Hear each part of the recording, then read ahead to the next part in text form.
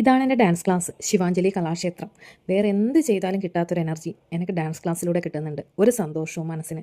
ഒരുപാട് കുട്ടികളെ കാണുന്നു, ഒരുപാട് കുട്ടികളെ നൃത്തം പഠിപ്പിക്കുന്നു. അതിൽ നിന്ന് കിട്ടുന്ന സന്തോഷം എന്ന് പറഞ്ഞാൽ ഒരു ഒന്നൊന്നര സന്തോഷം തന്നെയാണ്.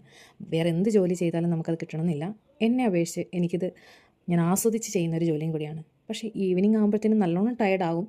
പക്ഷെങ്കിൽ ഞാൻ ഓക്കെയാണ്. വീട്ടിലെ ക്ലാസ് കഴിഞ്ഞ് അടുത്ത ക്ലാസ്സിലേക്കുള്ള പോക്കാണ് കേട്ടോ.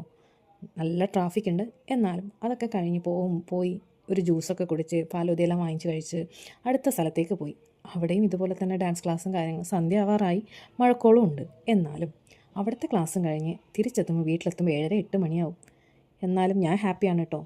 എല്ലാവരും അവരവരുടെ ലൈഫിൽ എന്തെങ്കിലുമൊക്കെ ചെയ്ത് ഹാപ്പി ആവണം. നമ്മളെ സന്തോഷം നമ്മൾ തന്നെ കണ്ടെത്തണം കേട്ടോ.